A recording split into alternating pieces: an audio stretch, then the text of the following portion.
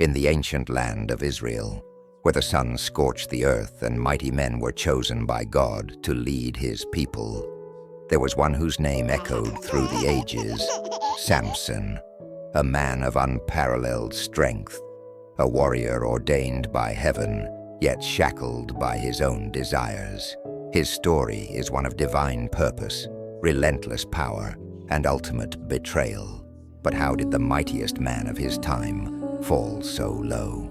This is the tragic yet powerful tale of Samson, the judge of Israel. Long before Samson wielded his strength, his birth was foretold. In the days when the Israelites were under the oppressive rule of the Philistines, an angel of the Lord appeared to a barren woman, the wife of Manoah. The angel declared, "You shall conceive and bear a son. He will be a Nazirite from birth, set apart for God. No razor shall touch his head, and he will begin to deliver Israel from the Philistines." Her husband Manoah sought confirmation, and when the angel appeared again, they offered a sacrifice. As the flames ascended, the angel rose into the heavens, leaving them in awe. This was no ordinary child. This was God's chosen instrument of deliverance. When the child was born, they named him Samson, meaning like the sun. From a young age, he displayed an unnatural strength, a divine gift tied to his sacred vow. As Samson grew, so did his power. But with strength came recklessness. One day, while traveling through the vineyards of Timnah, a young lion attacked him. With nothing but his bare hands, Samson tore the beast apart as if it were a mere goat. He told no one, but he knew. His strength was not his own. Soon after, Samson saw a Philistine woman in Timnah and desired her. Against his parents' counsel, he insisted, "She pleases me well." This choice was the first sign of his weakness. His heart was easily swayed by beauty. At the wedding feast, he posed a riddle to the Philistines, betting them 30 sets of clothing if they could solve it.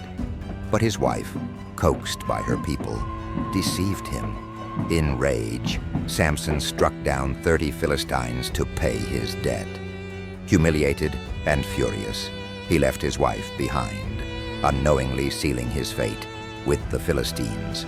When Samson returned for his wife, he discovered she had been given to another. In vengeance, he captured 300 foxes, tied their tails together with torches, and set them loose in the Philistine fields, burning their crops to the ground. The Philistines retaliated by killing his wife and her father. Enraged, Samson slaughtered many of them, then retreated to the cave of Etam.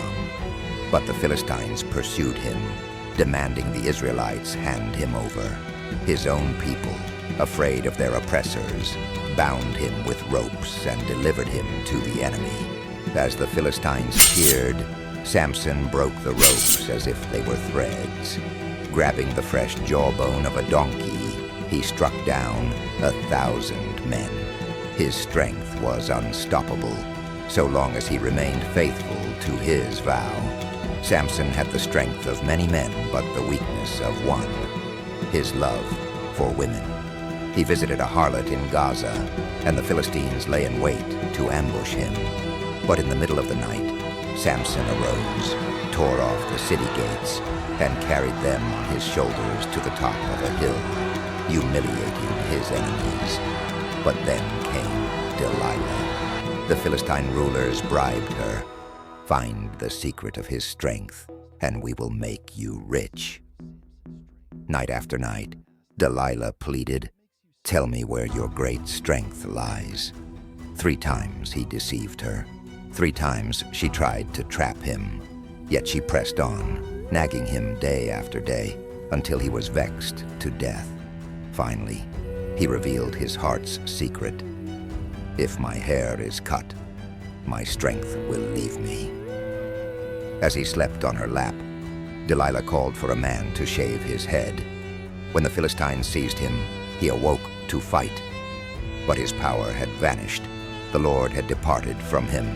The Philistines bound Samson, gouged out his eyes, and led him to Gaza in chains. The mighty warrior was now a blind prisoner, grinding grain like an ox. His enemies mocked him, celebrating their victory. But in the darkness, something happened. His hair began to grow. One day the Philistines gathered in their temple to praise their god, Dagon. They brought Samson out to entertain them, laughing at the fallen hero. But Samson, leaning on a young servant, whispered, "Place my hands on the pillars." Then for the first time in years he prayed, "Lord God, remember me.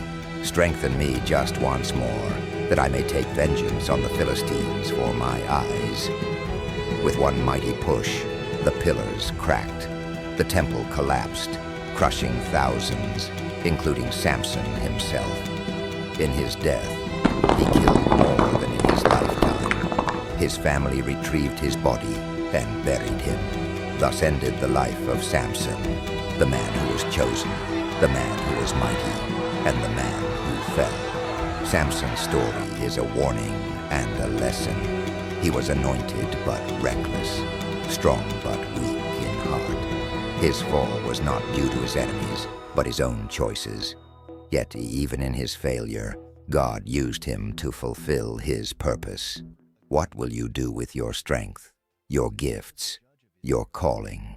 Will you guard them or let them slip through your fingers?